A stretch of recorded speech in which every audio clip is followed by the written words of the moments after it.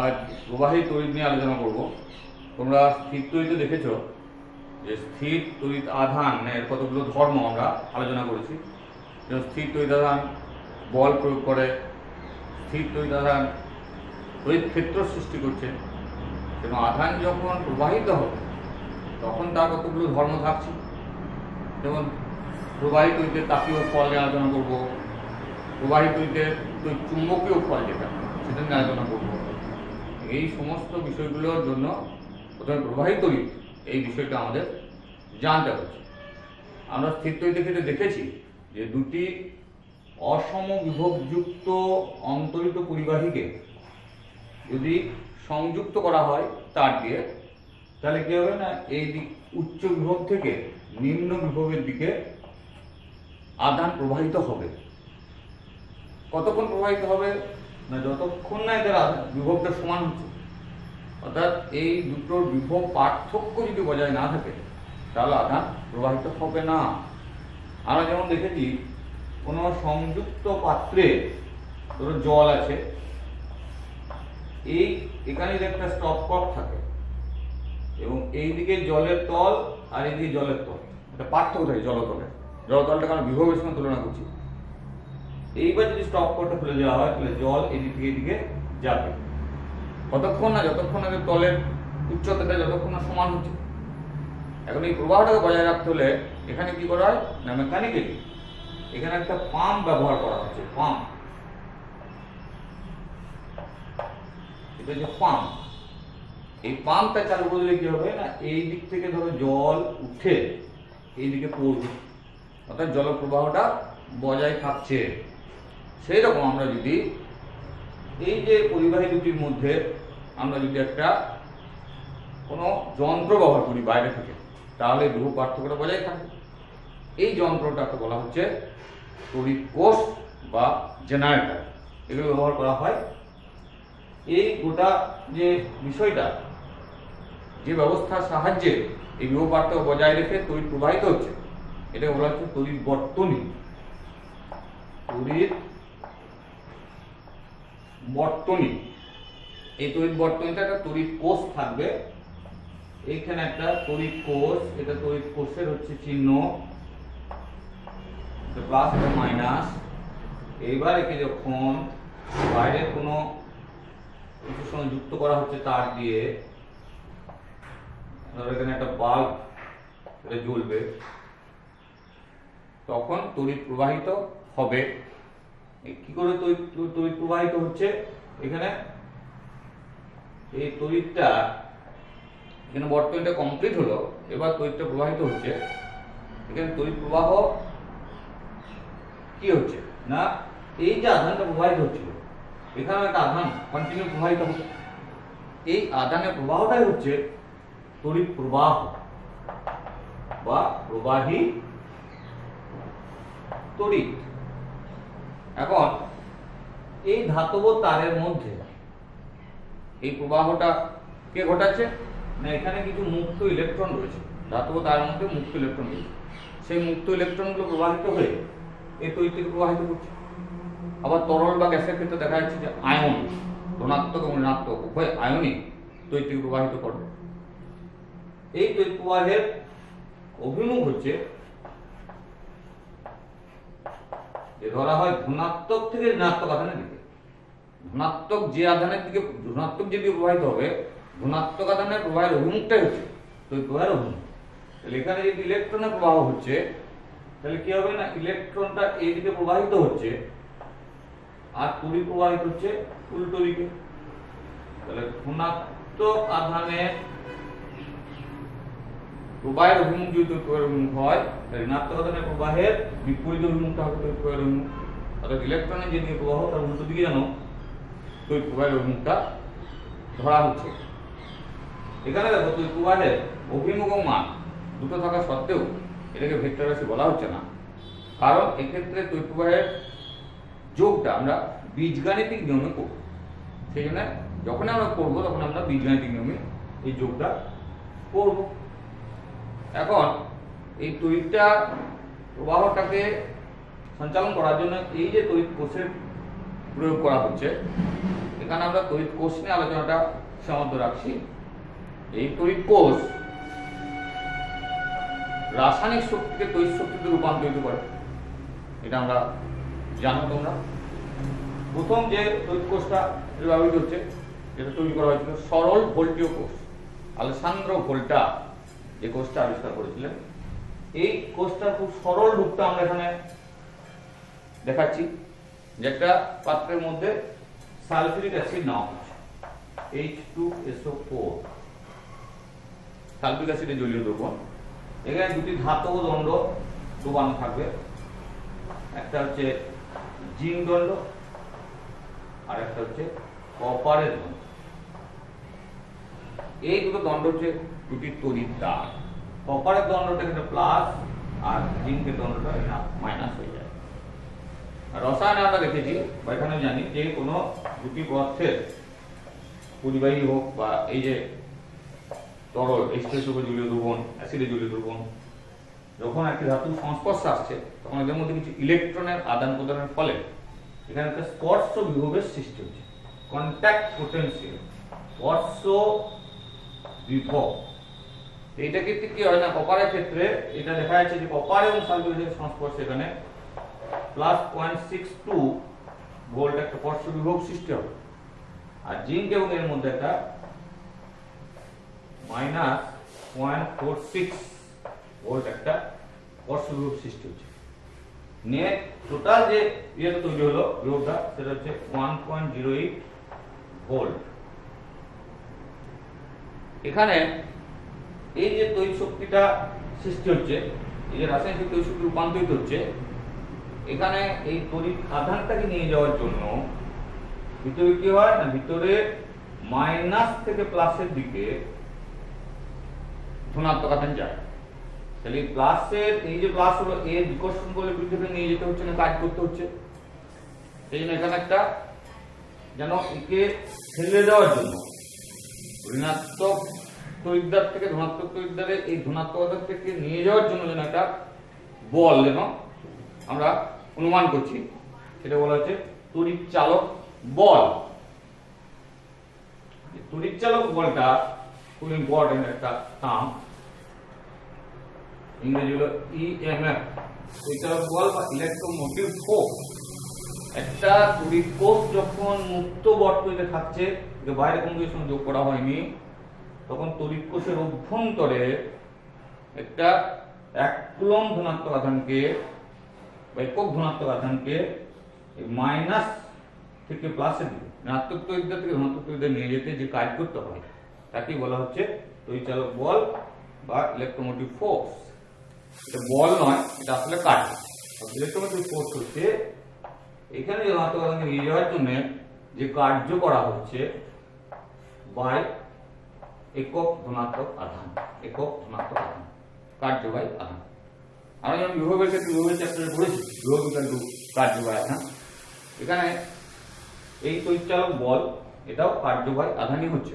অর্থাৎ যখন এই কোষটা মুক্ত বর্তনীতে থাকছে তখন কোষের অভ্যন্তরে এই তড়িৎ চালক বলটা সৃষ্টি হচ্ছে, আর এই কোষটাকে যখন আমি বাইরে এইভাবে আমি কোনো বাল্বের সঙ্গে যোগ করছি, তখন কি হচ্ছে না, এই দুটো বিন্দুর মধ্যে বিভব পার্থক্য সৃষ্টি হচ্ছে। তো বাইরে তড়িৎটা এই প্লাস থেকে মাইনাসের দিকে প্রবাহিত হচ্ছে, আর ভিতরে মাইনাস থেকে প্লাসের দিকে প্রবাহিত হচ্ছে। এইভাবে সার্কিটটা কমপ্লিট হচ্ছে। তাহলে বাইরে হলো বিভব পার্থক্য আর ভিতরে হলো তড়িৎ চালক বল। এখন এই ব্যাটারিতে কি হয় না, ব্যাটারি একটা ভিতরে এই যে কোষ, এই যে রাসায়নিক পদার্থ এর প্রকৃতি এবং এই যে তড়িৎদ্বার, এদের মধ্যে দূরত্ব এবং ক্ষেত্রফলের উপর ডিপেন্ড করে ভিতরে একটা বাধার সৃষ্টি হচ্ছে। এটা বলছে অভ্যন্তরীণ রোধ, অভ্যন্তরীণ রোধ, ইন্টারনাল রেজিস্ট্যান্স। এই যে রাসায়নিক যে পদার্থটা ব্যবহার করা হচ্ছে তার প্রকৃতি, এই তড়িৎদ্বার দুটি মধ্যবর্তী দূরত্ব এবং এদের ক্ষেত্রফলের উপরে নির্ভর করে ভিতরে একটি বাধার সৃষ্টি হচ্ছে, এটা বলা হচ্ছে অভ্যন্তরীণ রোধ। এই অভ্যন্তরীণ রোধ কোন কোন বিষয়ের উপর নির্ভর করছে, তাহলে ওই তিনটে বিষয়, এর প্রকৃতি যে রাসায়নিক পদার্থ ব্যবহার করছে, এই পাত দুটির মধ্যে দূরত্ব কমে গেলে অভ্যন্তরীণ রোধ কমে যাবে, আর এদের ক্ষেত্রফল বেড়ে গেলে অভ্যন্তরীণ রোধ কমে যাবে। এই অভ্যন্তরীণ রোধ থাকার জন্য কি হচ্ছে না, বাইরে যখন আমরা পাচ্ছি তখন কিছুটা কম পাচ্ছি বিভব পার্থক্য। সেটা বলছি বিভব পার্থক্য তড়িৎচালক বলের থেকে কম হয়, বিভব পার্থক্য তড়িৎচালক বলের থেকে কম হয়। কিন্তু বিশেষ ক্ষেত্রে বিভব পার্থক্য তড়িৎচালক বলের থেকে বেশি হতে পারে এই ধরনের কোষগুলো রিচার্জেবল, অর্থাৎ পুনরায় আহিত করা যায় ব্যবহার করার পর। এই আহিত করানোর সময় এটাকে বাইরের সোর্সের সঙ্গে যোগ করা হচ্ছে। বাইরের কোনো সোর্স, কোনো ব্যাটারির সঙ্গে বা কোনো আমরা প্রবাহী যে বাইরে যে কারেন্ট আছে তার সঙ্গে যোগ করছি, উৎসের সঙ্গে যোগ করছি, তখন কি হবে না এর বিভব পার্থক্য তড়িৎচালক বল থেকে বেশি হবে। এই সময়ে আহিত তড়িৎচালক বলটা কম হয়, আহিত করানো। কোষ পূর্ণ আহিত থেকে যখন বাইরে আধান দিচ্ছে, পূর্ণ আহিত থেকে পুরোপুরি অনাহিত হওয়া পর্যন্ত যে আধান সরবরাহ করে তাকে বলা হয় কোষটির সামর্থ্য। এটি হলো অ্যাম্পিয়ার সেকেন্ড একক বা অ্যাম্পিয়ার আওয়ার। অ্যাম্পিয়ার হচ্ছে প্রবাহমাত্রা একক, সেকেন্ড সময় বা ঘন্টা একক। এই আমরা এটাকে করছি, সামর্থ্যটা আমরা নির্ণয় করি। আর এখানে যে কোষগুলো তোমাদের যেগুলো আছে সেই কোষগুলো তোমাদের এখানে ডিটেইলিং করব না, তিনটে থাকছে। একটা প্রাথমিক কোষ, গৌণ কোষ আর মানব কোষ। প্রাথমিক কোষ এগুলো ড্যানিয়েল কোষ, লেগল্যান্ড কোষ বা আমরা যে নির্জল কোষ ব্যবহার করি টর্চ এবং এতে, এইগুলো প্রাথমিক কোষ, এগুলো ব্যবহার করার পর ফেলে দিতে হবে। গৌণ কোষ এই যে সল্ট ভোল্টীয় কোষ দেখালাম, এখানে তোমাদের লেড অ্যাসিড সঞ্চয় কোষ, লেড অ্যাসিড সঞ্চয় কোষ রয়েছে, এটা রিচার্জেবল, এগুলোকে বলা হচ্ছে গৌণ কোষ, এগুলো ফেলে দিতে হয় না। এর অভ্যন্তরীণ রোধ খুবই কম হয়, এর অভ্যন্তরীণ রোধ বেশি হয়। আর এই মানব কোষ, এর সাহায্যে কোনো গৌণ কোষের বা প্রাথমিক কোষের তড়িৎচালক বল নির্ণয় করা যায়। এবার আমরা যে তড়িৎটা যেটা প্রবাহিত হচ্ছে আমরা দেখলাম, এটা প্রবাহী তড়িৎ বলা হচ্ছে। এটাকে আমরা দুভাবে ভাগ করছি। প্রবাহী তড়িৎ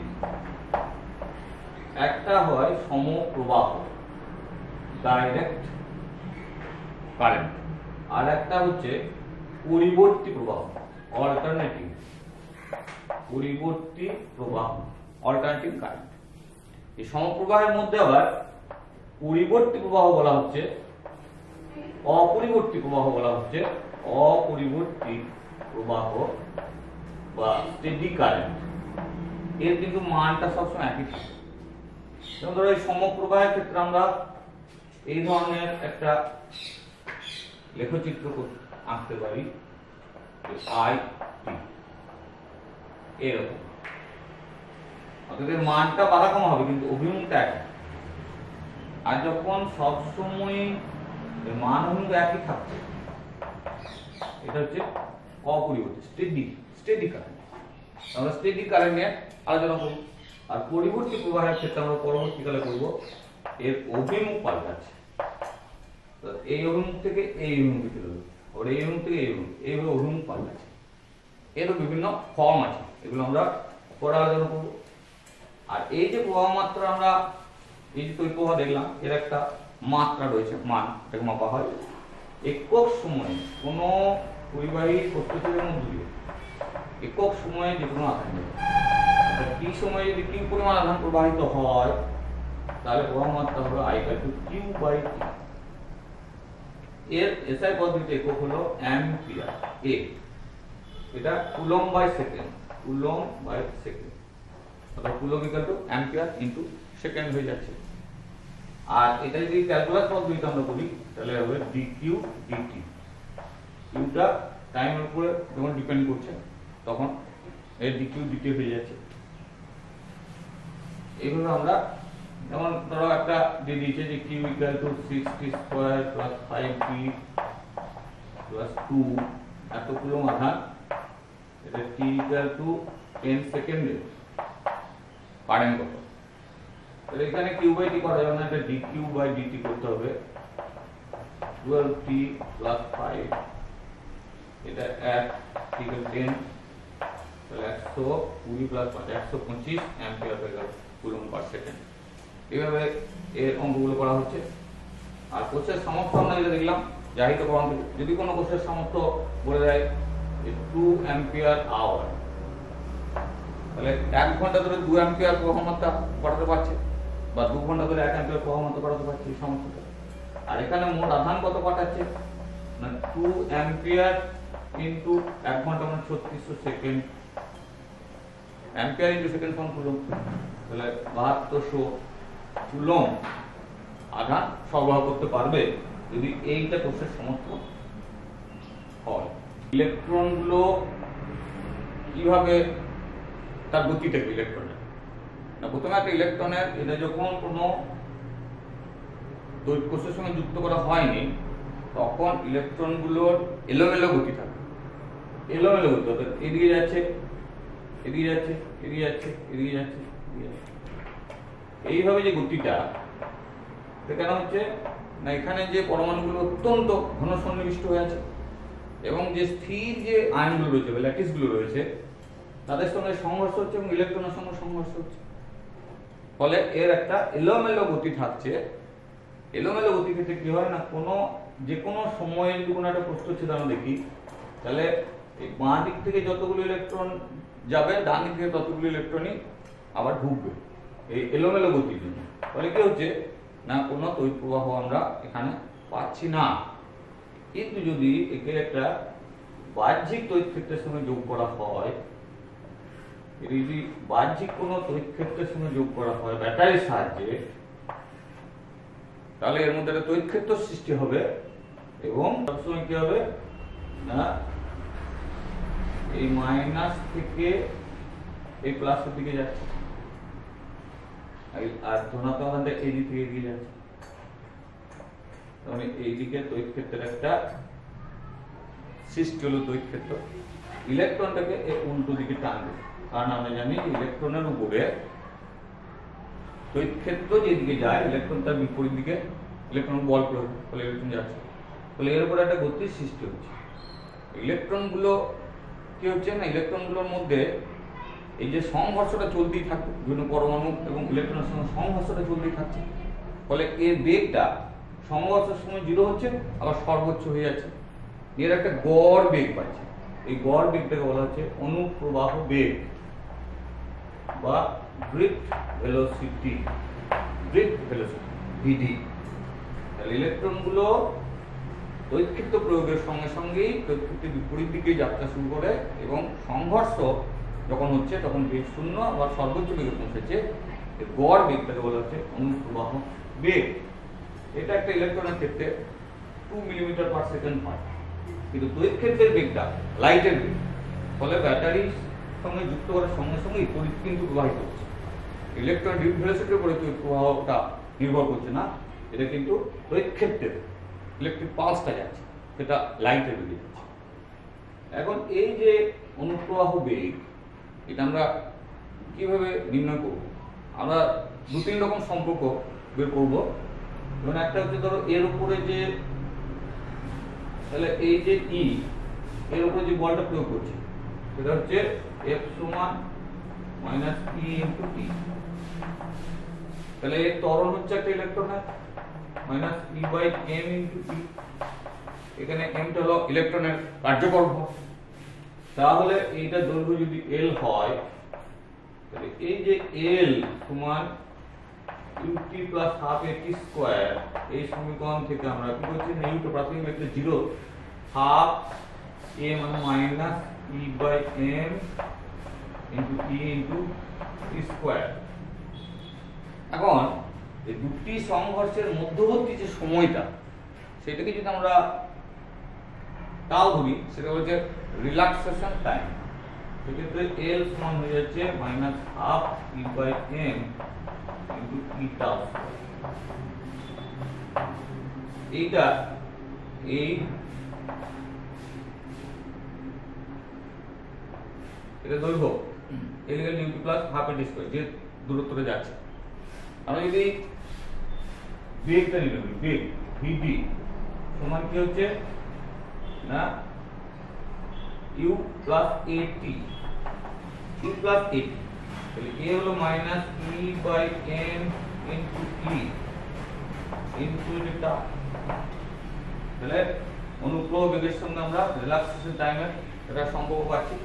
এখানে এই বেগ ইলেকট্রনের যে গতি যেদিকে আর ই এই দুটোর অভিমুখী পরিধি, সেই জন্য এটাকে মাইনাস চিহ্ন দিয়ে প্রকাশ করা হচ্ছে। আবার আমরা ধরো প্রবাহ মাত্রার সঙ্গে ভিডির সম্পর্ক যদি বের করতে যাই, তাহলে এখানে আমরা ধরে নেব যে একক আয়তনে n সংখ্যক ইলেকট্রন আছে, একক আয়তন, এবং এই প্রস্থচ্ছেদ থেকে এখানে যাচ্ছে ডেল্টা টি সময় ভিডি বেগে, তাহলে এই যে দূরত্বটা গেল এই দূরত্বটা হচ্ছে ভিডি ইনটু ডেল্টা টি। এবার এই যদি প্রস্থচ্ছেদের ক্ষেত্রফল a হয়, তাহলে এর আয়তন হয়ে যাচ্ছে, আয়তন হয়ে গেল a ইনটু এল, মানে a VD into delta t.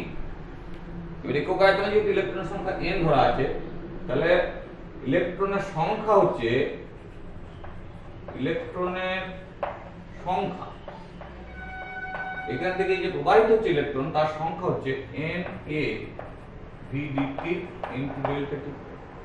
এবার ইলেকট্রনের আধারটাকে ই ধরে নাও, এক একটা ইলেকট্রন আধার ই, তাহলে মোট অতিক্রান্ত আধান, মোট অতিক্রান্ত আধান সমান হলো n e a vd into delta t.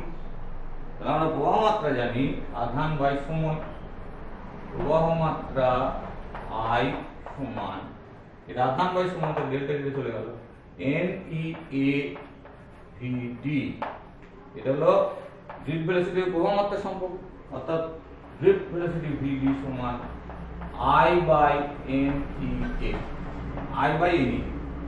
তাহলে এই vd টাই তিন জিনিসের উপর নির্ভর করছে, I আর a এর উপর, এই দুটো যদি ফিক্স থাকে তাহলে I বাড়ালে vd বাড়বে, a কমালে vd কমবে।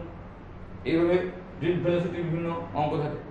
প্রবাহ মাত্রা দ্বিগুণ করা হয়েছে, ক্ষেত্রফলও দ্বিগুণ করা হয়েছে, তাহলে vd কি পরিবর্তন হবে? প্রবাহ মাত্রা আবার যে যে বিষয়ের উপর নির্ভর করবে তার উপরে vd নির্ভর করবে, এগুলো আমরা পরবর্তীকালে দেখব। তাহলে vd সমান I বাই n e, এটা হয়ে গেল।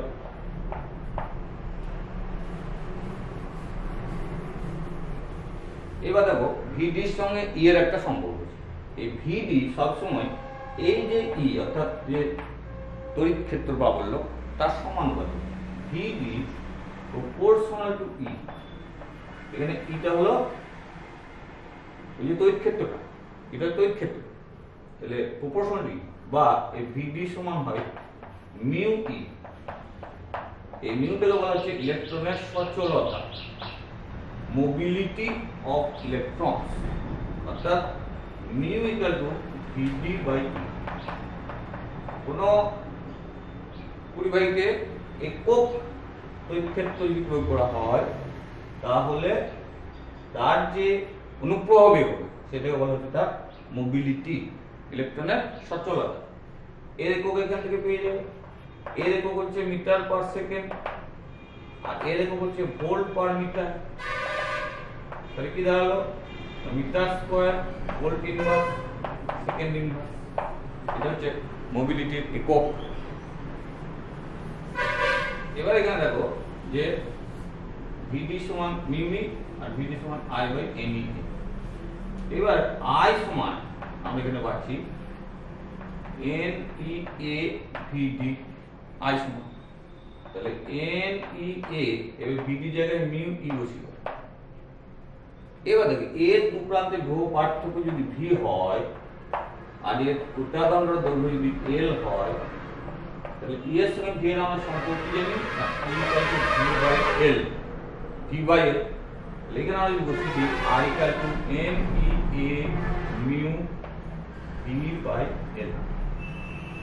তাহলে ভি বাই আই কি পেলাম?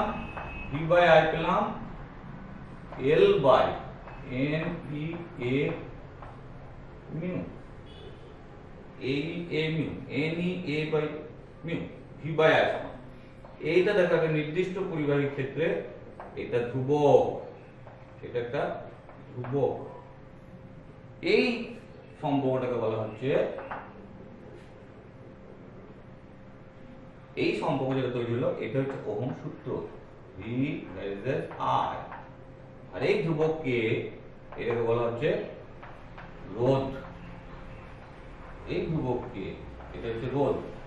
এটাকে পরবর্তীকালে আমরা আর চিহ্ন দিয়ে প্রকাশ করছি, আর I equal to R I.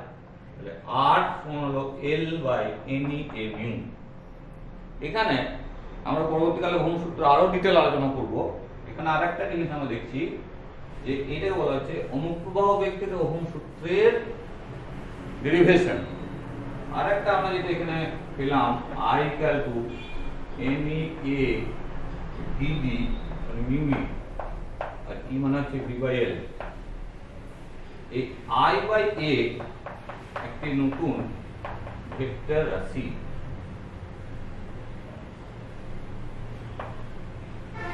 I by এটাকে বলা হচ্ছে জে।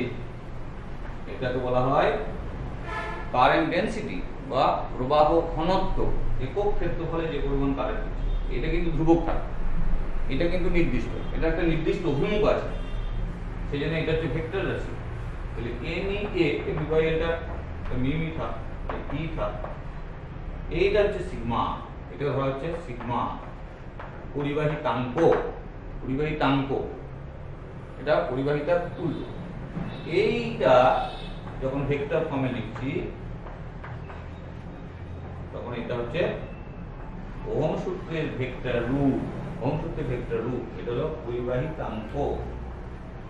পরিবাহিতাঙ্ক এটা হচ্ছে ওহম সূত্রের ভেক্টর রূপ।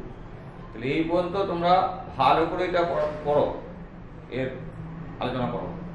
তারপর আমরা আবার ওহম সূত্র নিয়ে ডিটেল আলোচনা করব।